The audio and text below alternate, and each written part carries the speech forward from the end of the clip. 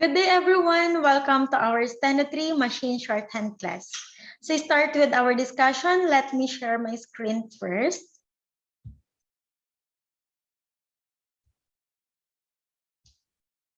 Okay. So, here we go. We have our Steno 3 Machine Shorthand class.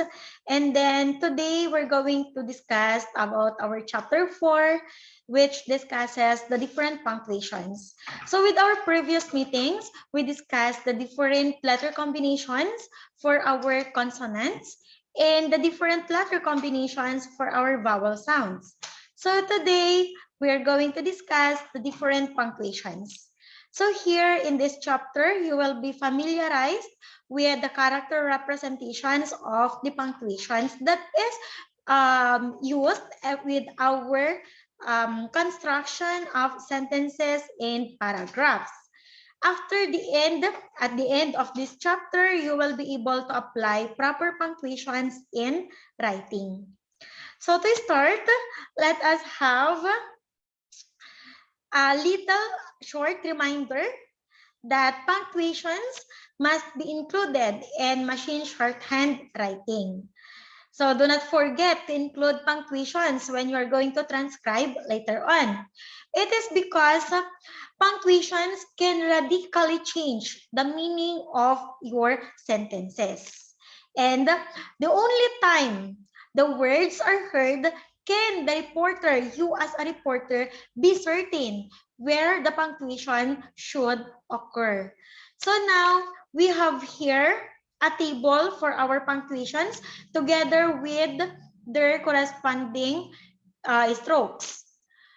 So since class, we cannot see a dot, a comma, or a question mark, or the slash in our keyboard. So we have here the representations of these punctuations. So to start with, we have our period. So the representation, the letter representation for the period is the FPLT. FPLT class is present in our final side keyboard. Together with the comma, RBGS, the semicolon, FRBGS, and the colon, we have FRPLT. So these four letter representations for these punctuations are present in our final side keyboard. Next is we have the hyphen. We have H for the initial side and F for the final side. And the dash, we have TK for initial side and RB for the final side. For our apostrophe, we are going to use AOE. The opening quote and the closing quote, the only difference of these two is their letter representation on the final side. So the opening quote is represented by KWT, while the closing quote is represented by KWTS. The slash is represented by HRRB. The RB here is present, will be located in the final side of our keyboard.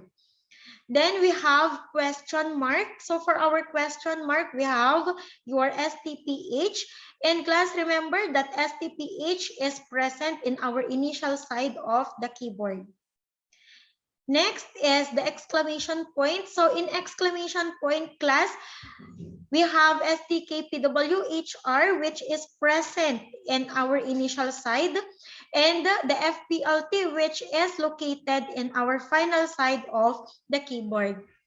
Then we have the opening and closing parentheses. Just like our opening and closing quote, the only difference of these two is on the final side. Okay, so for opening, we have STPHFPLT, while the closing parenthesis, we have STPHFPLD. Next, we have paragraph. So when we are going to use paragraph, it means we are going to proceed to the next paragraph. So we have our PF.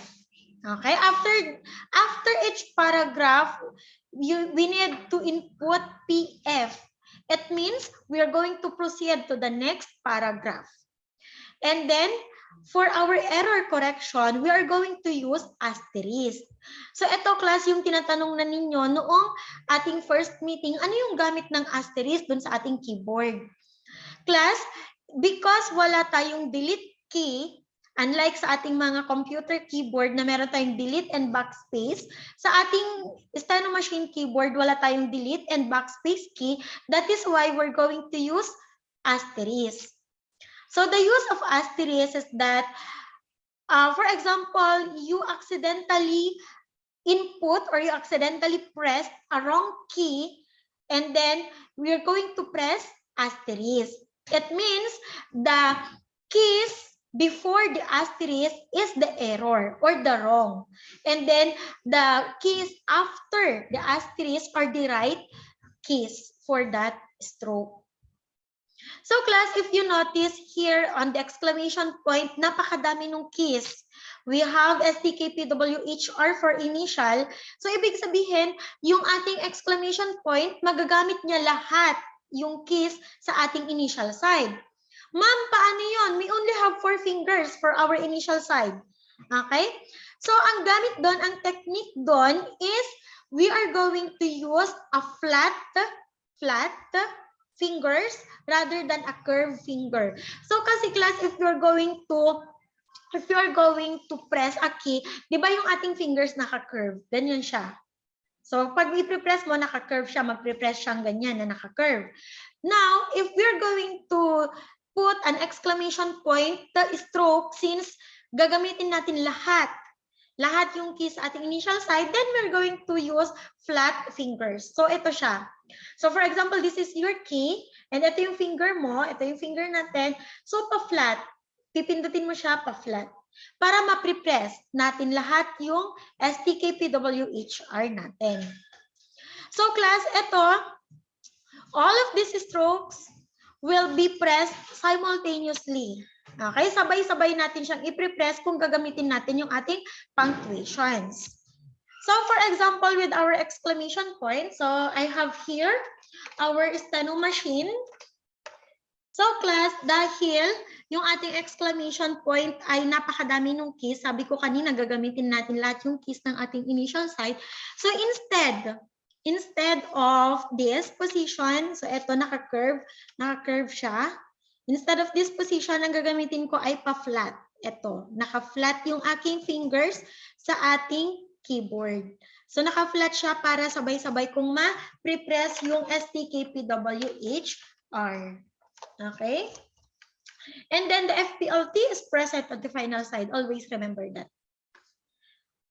Okay, so we have here a note. Yan. So the asterisk stroke by itself is used for error correction, sabi ko kanina. And after a stroke, it indicates the writer wishes to correct the stroke. Okay, for example, we have the words fat cat. Okay, so F for the fat is represented by TP. For example, you accidentally pressed TK rather than TP, so napindot mo ay TKAT, mali yun, alam mong mali yun, so you're going to press now the asterisk. Ibig sabihin, yung TKAT, yun yung mali, and then you're going to input the right stroke, which is TPAT for fat. Okay, yun yung gamit ng ating asterisk class for error correction. Dahil wala tayong delete or backspace key sa ating keyboard. Okay, so we have here another note. The exclamation point is not, okay, is not used in court work. Ibig sabihin po, hindi tayo gumagamit ng exclamation point na punctuation kapag nagtra-transcribe tayo ng court proceedings. It is because exclamation point is used to express emotions. Sa korte, hindi naman natin usually ginagamit yon. Usually, ang ginagamit nating punctuation sa korte is period, comma, colon, etong opening and closing quote, and then question mark. So, yun yung mga usual na ginagamit natin ng punctuations sa mga korte. Okay? So that is our discussion on the punctuations with their letter representations. So now class, let us have an example to further understand how we are going to use punctuations. Let us put it into example. So I have here, I prepared 3 examples. So first, we have the words stop it with an exclamation point. So how are we going to write this in our machine shorthand? So let me proceed with our true view. Ayan. Sa ating true view para makita natin kung paano natin i-stroke yung ating words na stop it. So class, if you notice, meron na akong nasimulan dito na words. Anong basa niyan? So we have the word start. Okay? Yan. So ginawa ko lang yan para makita natin, ma-open natin yung file ng ating true view. So for our example, number 1 example is they stop it with an exclamation point. So for our word stop, meron tayong S-T-O-P. So we have S-T-O-P and our it, we have E-U and our T. So let me just move this one para makita nyo yung ating stroke. Okay. So class, we have here now our stroke for the words stop it. So ito yung stop and we have your it. Now, where is now our exclamation point? So we have STKPWHR together with our FPLT on the final side. So yan. So class, we have here our exclamation point. So if you notice, our letter representations ay nasa iisang linya lang sila. So, because class, if we're going to separate FPLT, so ipupunta natin siya sa next line, ibig sabihin that is a period. So, class, na-gets ninyo, iba na yung magiging meaning nung ating representation, letter representation, kung paghihiwa-hiwalayin natin sila. So, one word, one line. Always remember that. But there is an exemption kung mahaba yung ating word at mahaba yung letter representation. That is the only time na gagamit tayo ng 2 lines or 3 lines. Okay? So sa ating exclamation point, nasa iisang line lang siya para malaman natin exclamation point yon. Kasi ano ang FPLT? That is period. Okay? So kung ihihiwalay natin si FPLT sa STKPWHR, magiging period na siya. So kailangan natin siyang isama kay STKPWHR. Anyway, class, our fingers are very talented in pressing the keys in our steno machine. Okay? So let's go over with our example. Oh, what happened? Okay. Let's go over with our example. We have stop, it, and our exclamation point. Okay. Next example number 2. Let's see. What is our number 2? We have and or. And slash or. Okay. So here, let's go back to our true view. Okay. Let's have our number 2 example. We have and. Our word and is represented by our A, P, B, and our D. So here, class, we have and. So since our letter N is represented by PB, so we are going to use PB. So A, PB, and our D. So now let us have our slash. Yung ating slash ay SHR for initial side and RB for the final side. So we have SHR and RB for the final side. So yan, class. So we have SHR, RB for our slash and then our word or. Yan. Okay. So let's go over with our example. We have and eto. Okay, we have and our slash which is represented by SHRRB, and then or. Okay, so that is how we are going to use slash. Next, last example that we have, the dog's bones. So we have two punctuations present in this example. We have the apostrophe and the period. Okay, so stroke natin siya sa ating true view. Okay. So ayan, we have the. So we're going to use T in the initial side for the. Ayan, so we have the. So kapag sinabi nating dogs, a word we don't have D in the initial side, so we're going to use TK. So we have TKOG and our S. Okay, so we have TKOG and S. That is dogs, and then I remember we have apostrophe. So we are going to stroke A, O, and E. Ayan. So we have EOE to represent the apostrophe. And then we have bones. We have B for PW. And then our O, our E. Kasi yung ating O is long O. So, ang gagamitin natin is OE. So we have OE and then our PBS. Okay, so PW, OE, PBS. Okay, because we have bones. Okay, and then our period is represented by FPLT. Okay, so that's it. So this is now our example number 3. So let's go over. We have, wait.